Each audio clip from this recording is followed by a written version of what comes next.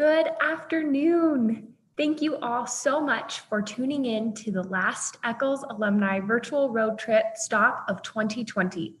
Our panelists are prepared for an incredible discussion today on the future of hospitality and tourism. Before we dive in, I'd like to thank our generous sponsor, CR England, for making this series possible.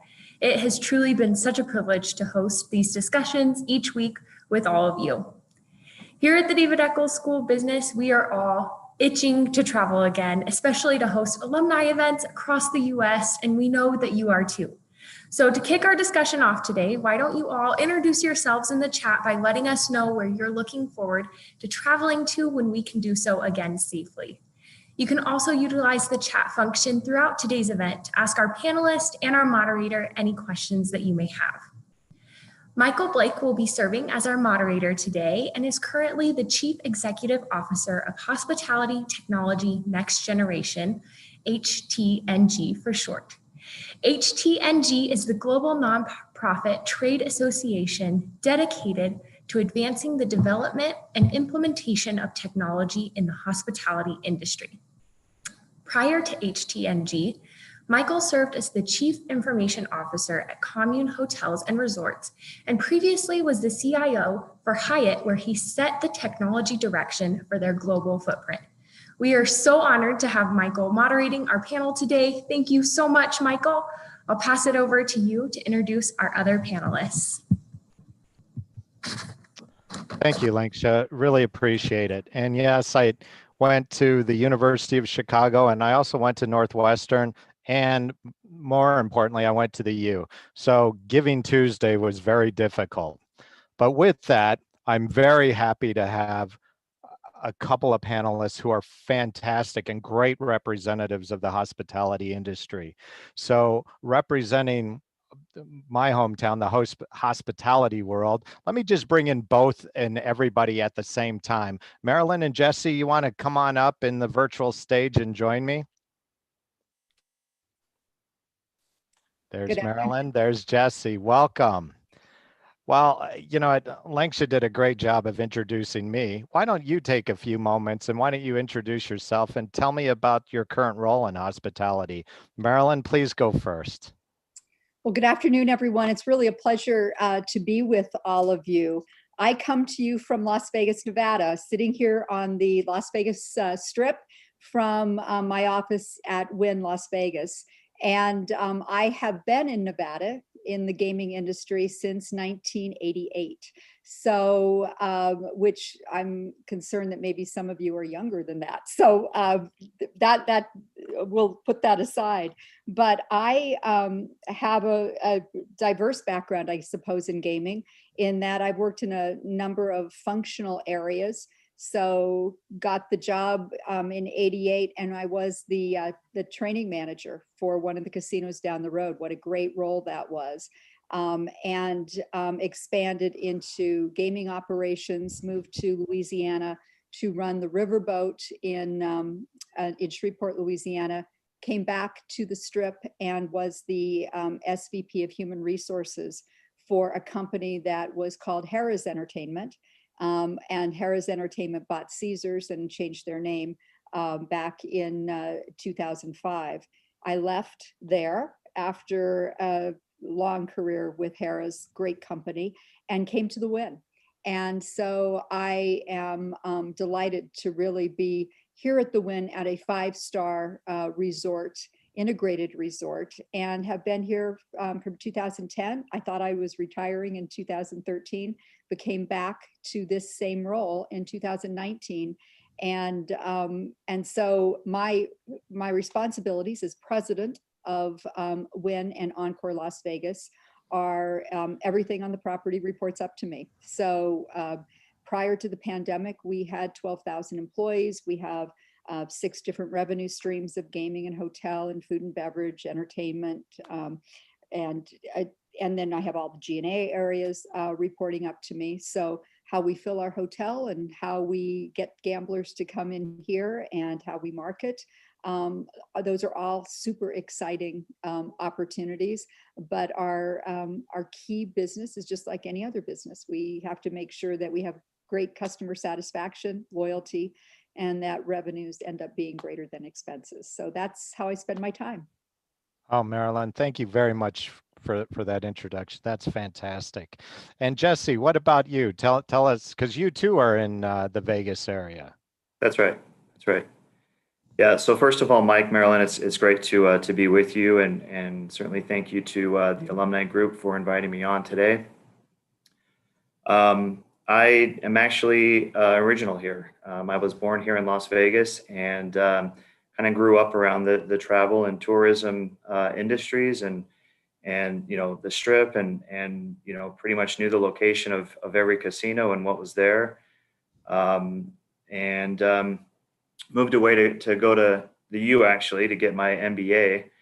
And with my wife, as we were driving away, we thought we'd never come back. We thought there would be an opportunity elsewhere that would take us. And lo and behold, the opportunity with Allegiant came up, and come to find out, it's headquartered here in Las Vegas.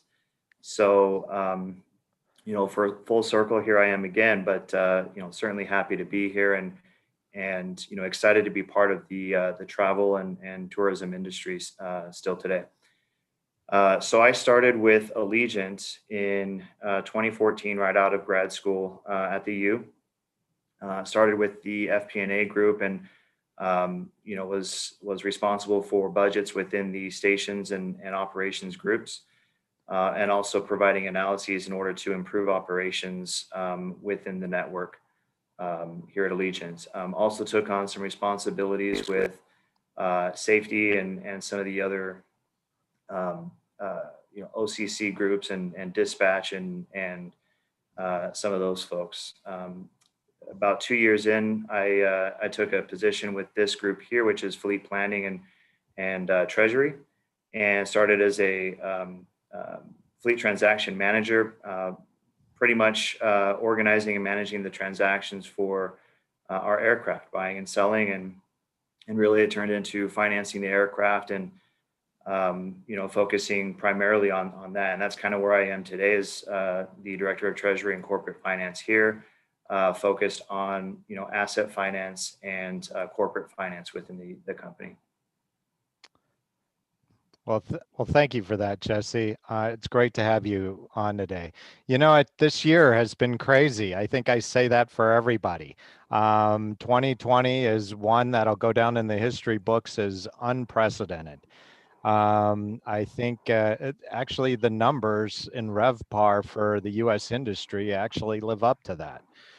When I look at hotels, Jan Freitag over at STR is a good friend, and he does all the analytics and what have you around the hotels. And I got to tell you, it's, we thought 2008 was bad, but this pandemic is actually 4 times worse than 2008 ever was from a reduction in RevPAR. And for those of you who are uninitiated, that's what we look at in the hospitality arena to say, how much revenue do we have per available room? And I got to tell you, anytime you get numbers that are descending, that's not a good thing. So not a good year.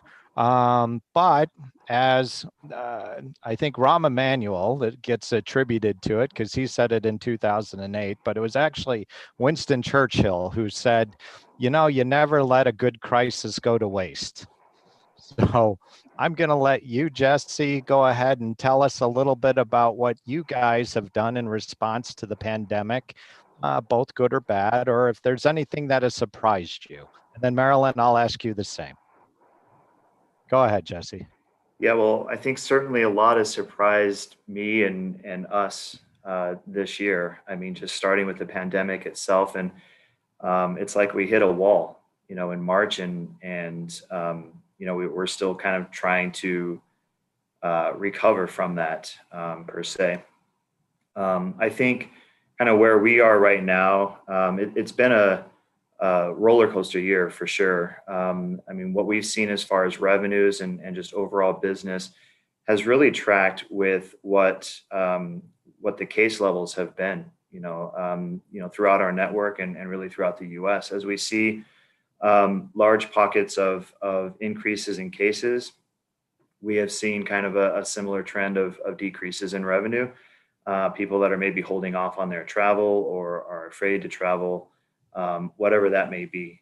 And then as we've seen, as in like the June timeframe, we started to see a lot of people kind of think that this, we were over the hump, and Memorial Day, people started to travel, and we saw actually some positive revenue in June timeframe.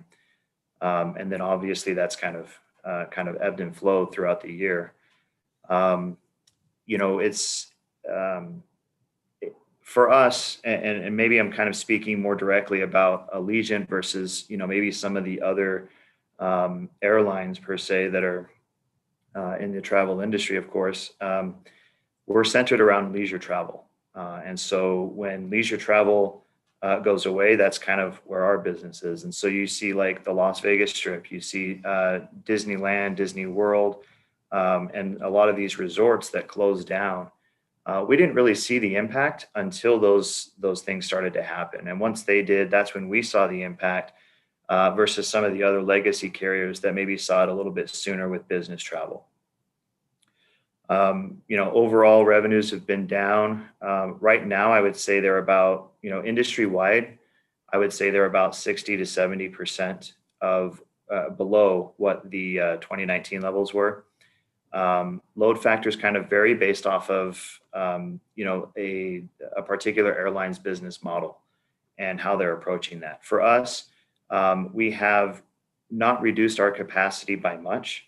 And so we're carrying a little bit lower load factors, but we're able to capture more of that revenue that way. Really, for us, the focus has been cash burn, and that's pretty much how long can you last with the cash that you have is kind of, and for any business, that's not a good way to approach that long term. It's not an efficient way to run the business, and so we're really kind of focused on coming back to profitability and kind of speaking along those terms. In our last quarterly, in third quarter, we were burning a little over $1 million, which was in line with the guidance there. So we're getting very close to being able to turn that tide and be able to start talking about profitability. So as we look into 2021, I think we'll start to see a lot more strategic decisions about how to capitalize on any return in demand, and and just kind of managing through the recovery period. Yeah. So in 2021, you do see that things are going to be turning around a little bit. Yeah, and I mean it's to be determined the extent of which. I would say that the vaccine news has really given a boost overall to the prospects here of travel. We do think that leisure travel is going to rebound much faster than business travel. We've kind of seen that throughout the year anyway, where people are just, pent up. They're tired of being in their homes. They want to get out. They want to take their vacations that they've been putting off for, months now. And I think you're going to see a return in the leisure travel sooner than you would see the business travel. So for us, for Allegiant, that is a good thing. That's something that we're looking forward to, as we are pretty much 100% leisure focused.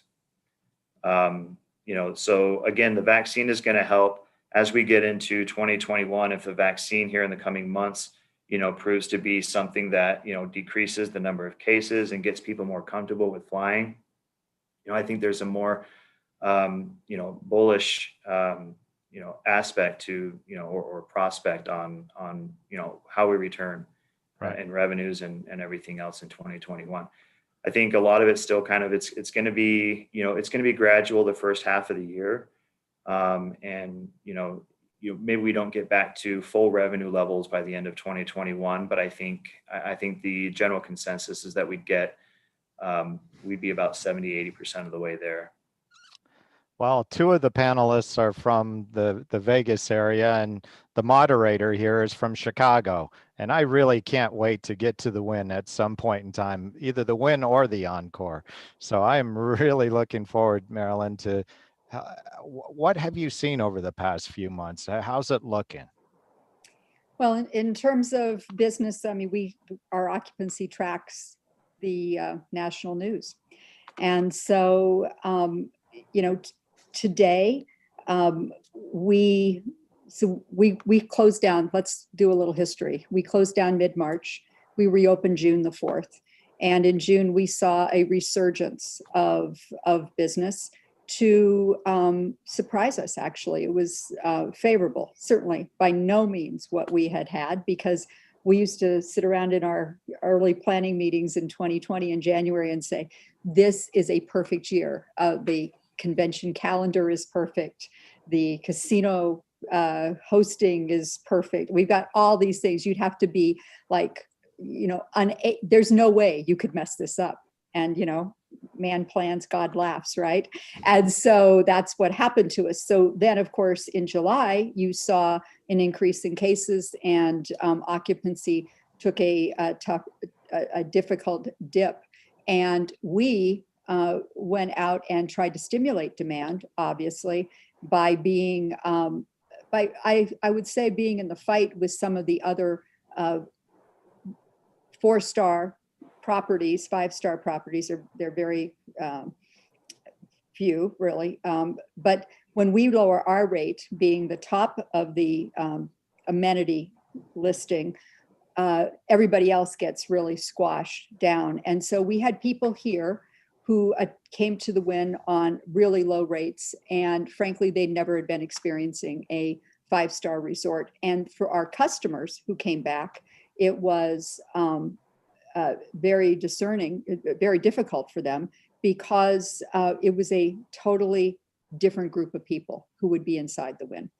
We then made the decision that we would go back to being a 5-star property and not play in the rate wars that is typical in Las Vegas casinos, hotels. And so we have now returned to what I would imagine will be our equilibrium through mid-March. And that is, occupancy is similar to Las Vegas Convention Visitors Bureau reports occupancy. It's, around 40%. We're tracking a little bit below that given our rate, but we have returned to the right group of customers. And so that has been great. I would say, when I think about things that were wonderful, that really surprised us in a great way, is when we closed down, we, for those employees that we had, all of our employees, whether they were full-time, part-time, union, non-union, we paid everyone's pay. We paid their benefits. We paid their tips. Excuse me. And so the best of what I've seen is what a strong culture and a strong brand can give a company, and the loyalty and the employee allegiance was really remarkable, and that will sustain us. I'm confident going into 21. I have I also agree with Jesse that it'll be the leisure customer and the gambler. Thank God for the gambler, who will be returning here to Las Vegas as the convention, the meetings, incentive, convention, expo kind of business, the MICE business, is going to be slower in coming back. And when you think about these places in Las Vegas, they were built for 2 reasons. Midweek, they were built for convention customers, and on weekends, they were built for gamblers. And so when you have one of those critically important segments that is dropping out to wait and see, there will be a void. And I'm hopeful that Allegiant is going to bring us tons of business with the leisure customers, as well as our own sourcing of customers. So, we are very optimistic in 21, because I'd ask everybody on this live stream, what do you want to do when this thing's over? You want some entertainment. Where better to come than in Las Vegas?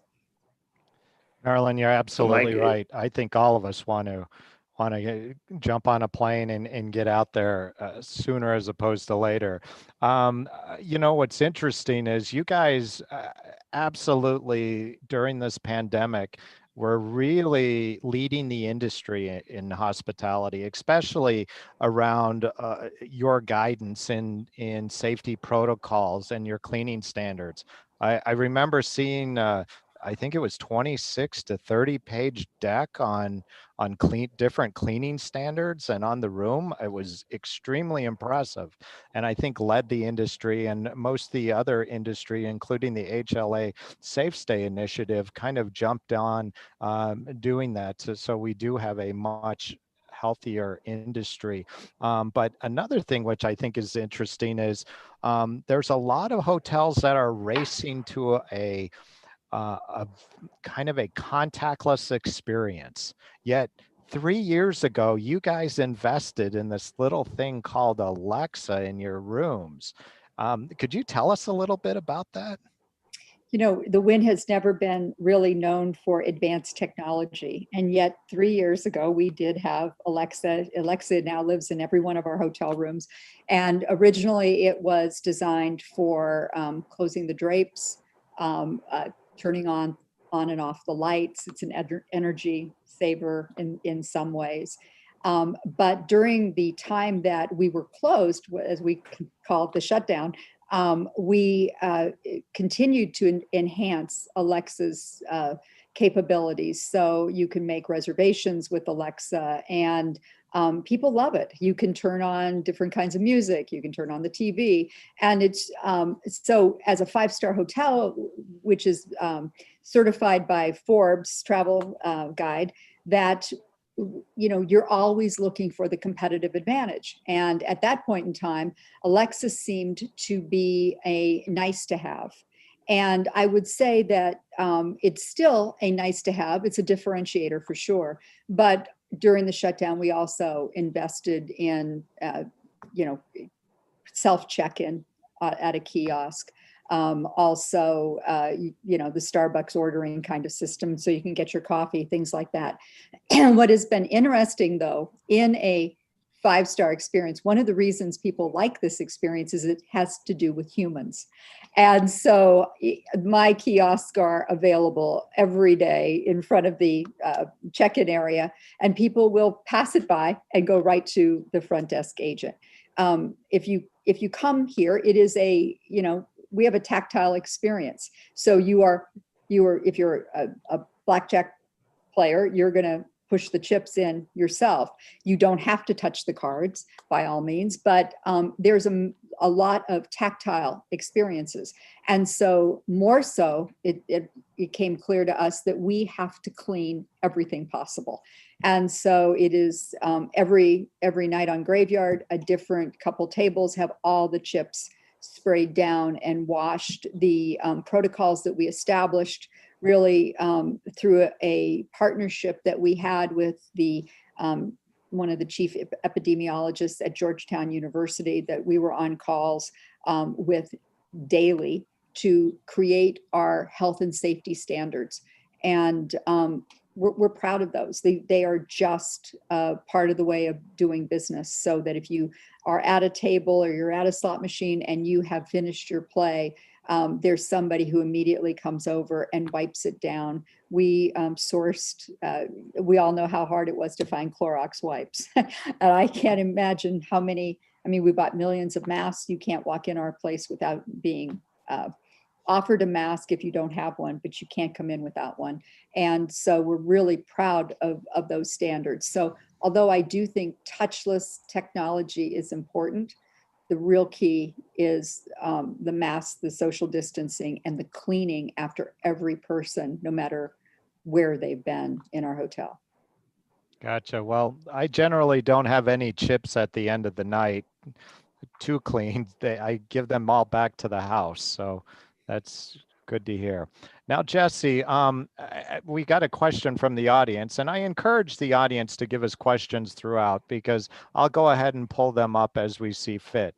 Now, it's interesting. The question is, and it comes from Emily, she asks about sustainability. In this world that we're talking about with cleanliness and what have you, in terms of working conditions for staff and experiences, how do you think sustainability will play within the industry in the future? And if that's a tough one, Jesse, So are we I'll talking hand about it to Marilyn. sustainability like the environment? I think so. That's where I would. Yes. Yeah, so I think a lot of that is just naturally in the innovation of aircraft and more fuel efficient aircraft. Um, as we kind of go, we're able to the Neo, for example, is an A320 family aircraft, which is kind of the next generation, and that has been out for a few years, and it's reduced fuel burn for those by about 20%. So it's a pretty significant change as far as that goes. And then you kind of look at, you've got some airlines and those in the industry that are looking at, how do you carbon offset, for each mile that you fly, and making some investments that way.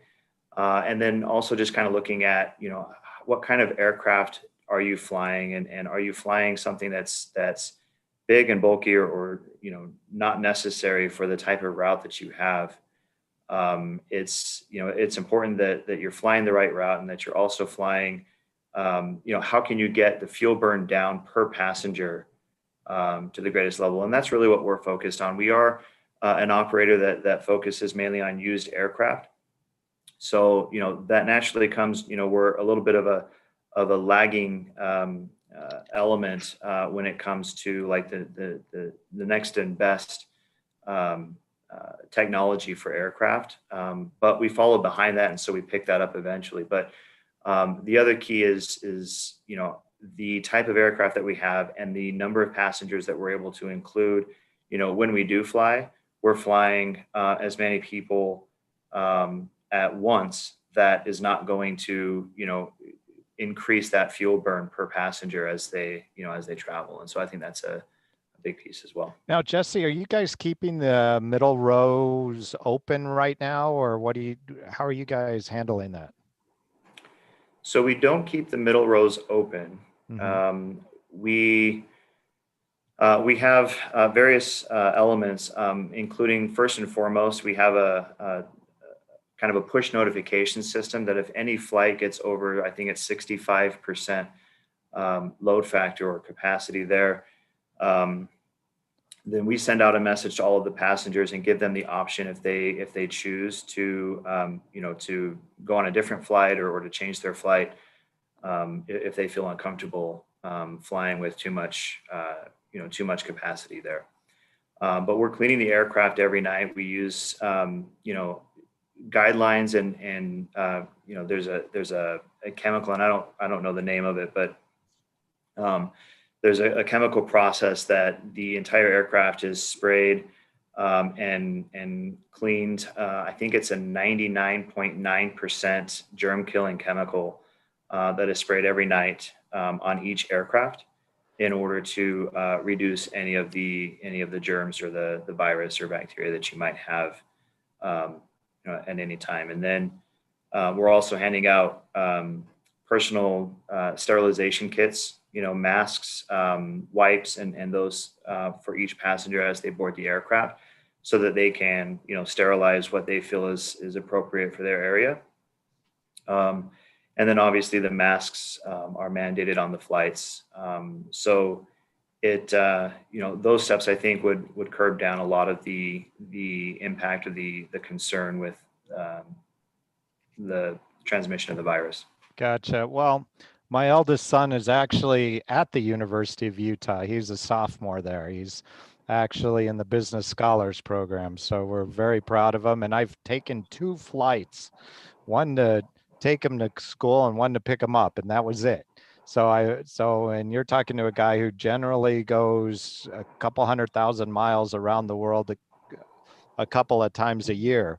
So I got to tell you what, I didn't take my flights on Allegiant. I probably should next time, but I got to tell you, the planes, the flight experience, I've never seen O'Hare so empty, but I got to tell you, it was very clean, and people are going out of their way to make it a pleasurable experience, as crazy as it is.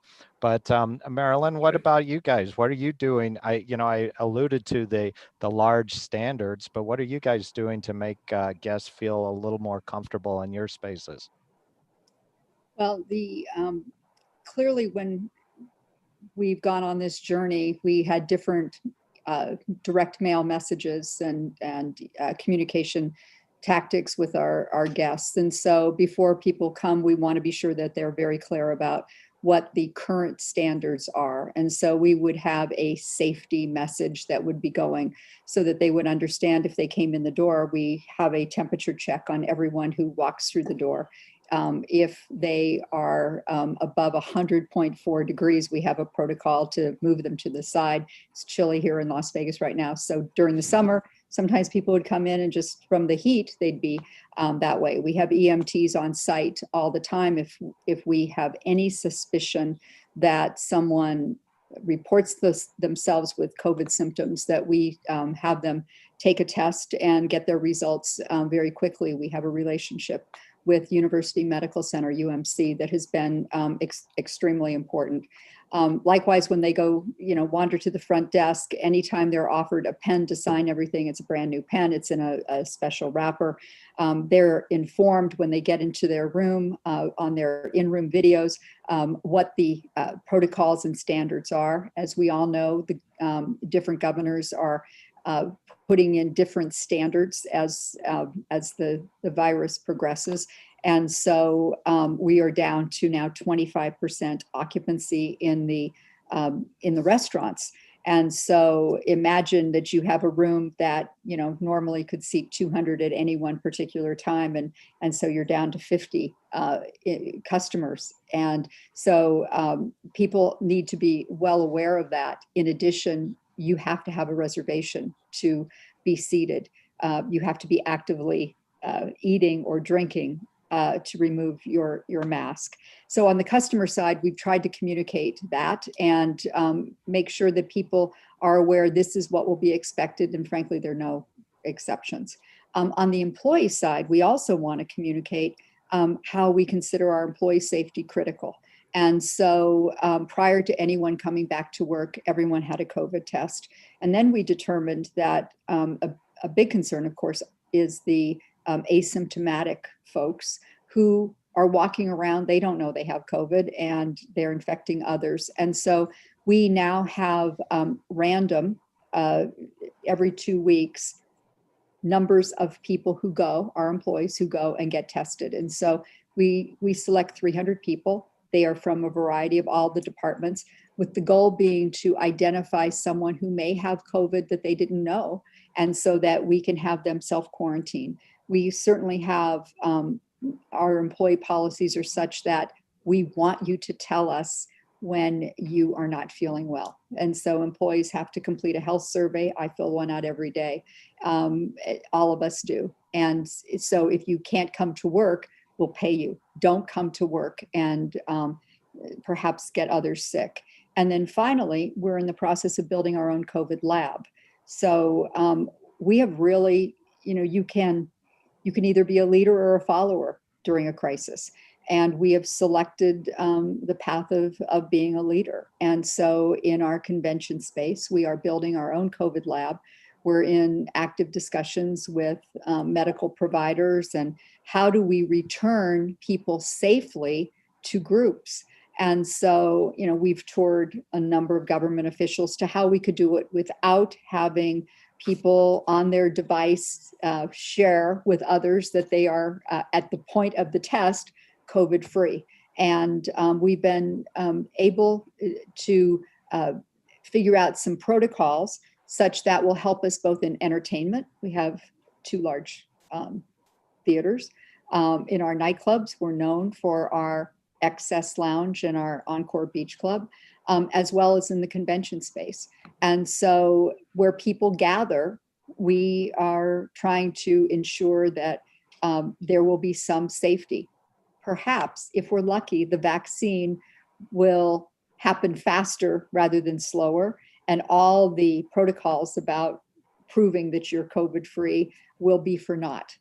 That would be the best of all scenarios. Yeah, I guess I was going to go there too, Marilyn, in the way that you have these spaces. And if you're going down that path, it would seem, maybe that might be an area where folks can get vaccinated, right? Or something along that lines, right?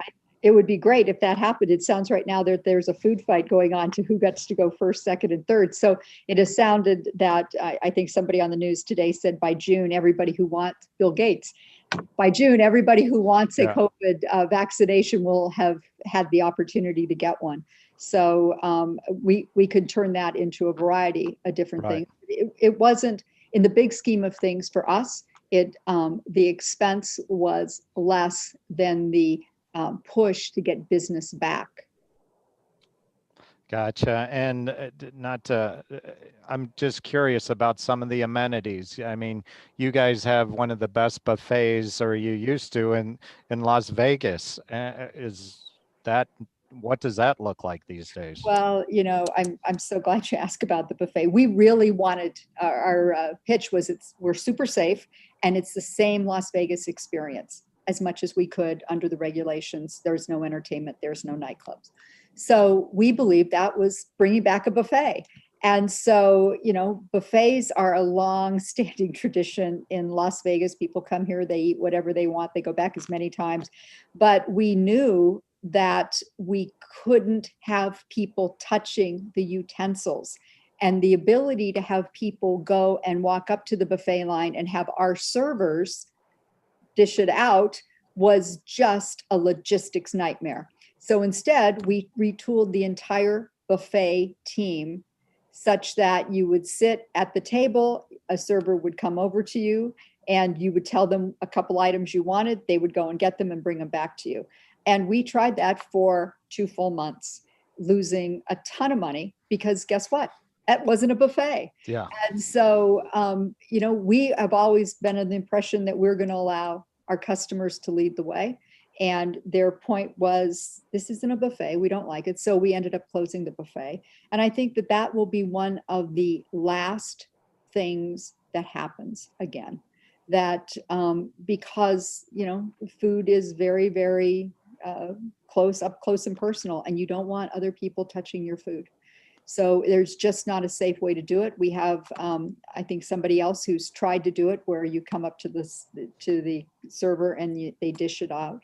It is an enormous expense, and guests don't like it. They want to get their own food.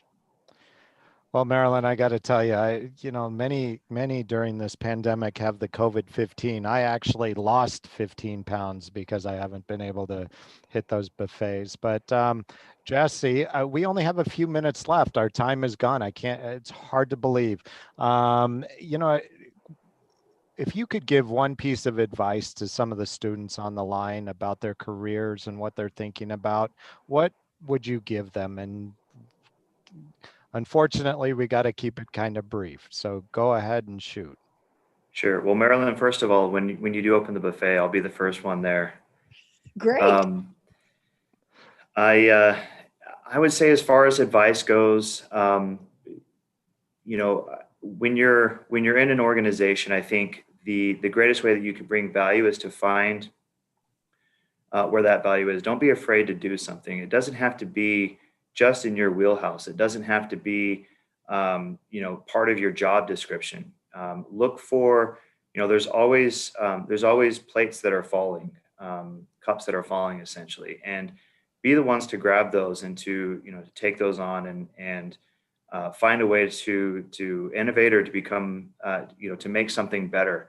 And I think you just become known for that within an organization, and you improve the value of your company wherever you're at. And people see that, and that's a good way to be able to promote or to just develop yourself within the company. And Marilyn, I'll ask you the same thing. What one piece or kernel of advice might you have for an up and coming student who is looking into hospitality as a potential career? Choose a great company. That's the most important thing. Choose one that aligns with your own value system. One where you look up to the organization and you see people doing good work, that they have strong values and they have integrity. I think in addition, develop your soft skills. So many times students are focused on their hard skills. Can I do the math? Can I get the finance piece right? In today's day and age where life is going to be about relationships, because technology is going to take over the stuff with an algorithm on so many things. And students studying on the soft skills sometimes feel like they aren't going to be rewarded. It's the people at the top of the organizations who have the soft skills. It's critically important, and develop them. You know what, Marilyn, just to build on that a little bit, what soft skills do you think some of the people that you've seen that have been very successful in your organization, what are they doing versus some of the others that just don't make it? I think that, you have to have a marketing mentality. You're selling every day. You're selling your idea every single day. Put yourself in the other person's shoes. I mean, frankly, it is so simple. And yet people come at it with their own point of view without considering who they're talking to and trying to advance an idea. I loved what Jesse said about, you can all do something, and taking initiative. I am looking for initiative every single day, because it shows me that somebody really has the kind of value system. But I think that at the end of a conversation, if you feel like the person you were speaking to understood your perspective and point of view, you're going to have a great career, because you understand how to sell your ideas to others. And absolutely. And thank you so much. And I know we're running a little short on time, but let me kind of put my 2 cents in, because I absolutely agree with both of you. Because I feel badly for some of the folks that are coming out or graduating now, or actually looking at getting into school now, because things are so topsy-turvy. For example, I have a senior right now who's so my oldest is at the university. My middle son is actually a senior in high school, so he's looking to go to the college. And I got to tell you, the college experience is turned completely upside down. Where does he, does he have to take the ACT? Does he have to take the SAT? Or, some schools are making it optional. Others, you used to go to something called a campus visit. Well, you're not doing that anymore. It's a little crazy right now, but what I would tell the audience, and what I would tell everyone who is kind of feeling a little trepidation right now as they come into the job market is, look, this is the worst it's ever been. It's going to get better, and when it comes back, it's going to come back better than it ever was. And I want people to feel confident that, take those risks, take the chance. And maybe it's not something you studied, or maybe it's not something that you were thinking about, but if there's a role and there's something in a good organization, like Marilyn said, hey, go for it. And, like Jesse said, people get noticed when they kind of step out of their comfort zone, when they do stuff that's unexpected. And I think all of you, and even if you do have a full-time role, you're probably a little nervous. Look, this is as bad as I've ever seen it. And I've been in some I used to work in the airlines. I used to work in big retail, and now I'm in kind of the hospitality world. And I got to tell you, things have been tough at various times, never as bad as this. So it's going to get better, and it's going to get better worldwide. So it's not just going to be a US phenomena, it's going to be everyone. So everyone, I kind of am winding up with that. I think I have 30 seconds or so, but I think I have to turn it over now to Langsha. Are you there? Or do I just keep going? I'm here. I'm happy to take it over. Okay. Thank you all so much for joining us. Marilyn, Jesse, thank you so much for being our incredible panelists today. Michael, it was such a privilege to have you moderate the discussion. We are so happy to have ended on such a strong note for our first series of the Eccles Alumni virtual road trip. So we are just so thankful to all of you. Thank you guys so much. Thank you. All right. Thanks, everyone. Bye-bye. Looking ahead to spring, we hope that you will stay connected with your Eccles Alumni Network. Connect with us at Eccles Alumni on Facebook, Instagram, and Twitter so that you can stay up to date with future dates for our spring events. We are so excited to continue the Eccles Alumni virtual road trips in a kind of new reimagined way, as well as introducing some new events that we think will be very interesting to all of you. As always, thank you again to our sponsor, CR England. Thank you to all of you for continuing to join us this fall semester. We wish you all happy holidays. Please stay safe, stay healthy, and wear your masks. And as always, go Utes!